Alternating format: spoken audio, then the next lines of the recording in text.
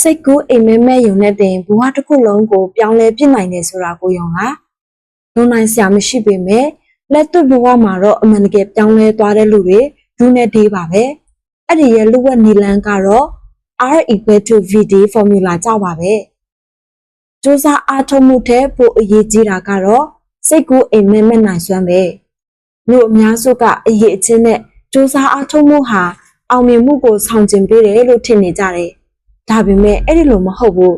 အောင်မြင်မှုကိုခေါ်ဆောင်လာတဲ့အရာကကွက်ကွင်းစိတ်ကူးအိမ်မက်မနိုင်စွမ်းပဲသင်အခုအောင်မြင်တဲ့ဘဝမှာမနေထိုင်ရတဲ့အကြောင်းရင်းကသင်ဟာအောင်မြင်မှုကိုမယုံကြည်ခဲ့တဲ့အတွက်ကြောင့်ပါ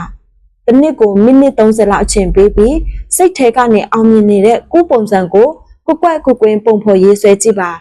အဲ့ဒါဆိုရင်အမှန်တကယ်အောင်မြင်လိမ့်မယ်ကျမ်းမာခြင်းနဲ့ဆိုရင်ချစ်ချင်းမေတ္တာကို VD လောက်ပါတမားတော့အစစ်မှန်ကသိစိတ်ထဲမှာရှိနေတဲ့ Hippocrates စာအုပ်ထဲကသဘောကျစရာစာကြောင်းလေးတွေကိုအနည်းငယ်ဖော်ပြသွားတာဖြစ်ပါတယ်စာအုပ်ထဲမှာအညတရဘဝကနေဒေါ်လာတန်းချီရတဲ့ထိပ်တန်းတရုပ်ဆောင်ဖြစ်လာခဲ့တဲ့ Jim Carrey ထိပ်တန်းအနုပညာကျယ်ပွင့်တရုပ်ဆောင်အာနိုယူဘဗေဒပညာရှင် Albert Einstein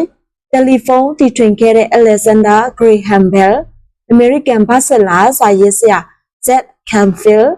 ကမ္ဘာအချမ်းသာဆုံးစာရင်းဝင်တထေးကြီးလီကာရှင်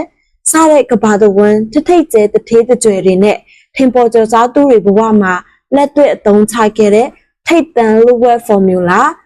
R = VD အပြင်14နှစ်ကြာအညတရဘဝကနေအုပ်ရည်3တန်းရောင်းရတဲ့စာရေးဆရာဖြစ်လာစေခဲ့တဲ့လူဝက်ချက်R = VD formula ကိုအသေးစိတ်သိချင်တယ်ဆိုရင်တော့ကျမတို့ Hope Publishing ကနေထွက်ရှိထားတဲ့ထက်ခိုးခန်းပေါ်ကစိတ်ကူးအိမ်မဲဆိုတဲ့စာအုပ်လေးကိုဖတ်ကြည့်ဖို့ပြောချင်ပါတယ်။ဝယ်ယူဖတ်ရှုလို့သူများအနေဖြင့် Hope Publishing ရဲ့ Facebook Messenger ကနေပဲဖြစ်ဖြစ်ဖုန်းနံပါတ်3992665383ကိုဖုန်းဆက်ပြီးတော့ပဲဖြစ်ဖြစ် Viber ကနေပဲဖြစ်ဖြစ်ဆက်သွယ်စုံစမ်းမေးမြန်းနိုင်ပါတယ်ရှင်။သင်အောင်မြင်ချင်တယ်ဆိုရင်တော့ဒီစာအုပ်ကနေတစ်ဆင့်ကွက်ကွင်းစိတ်ကူးအိမ်မက်မက်ပြီးတကယ်လက်တွေ့ဘဝမှာစိတ်ကူးအိမ်မက်ကိုအကောင့်ထဲပေါ်ခဲ့တဲ့လူတွေနဲ့တွေ့ဆုံကြည့်လိုက်ပါအဲ့ဒီနောက်မှာသူတို့စီကနေတစ်ဆင့်စိတ်ကူးအိမ်မက်မက်နီမျိုးစုံကိုသင်ယူလေ့လာကြည့်လိုက်ပါ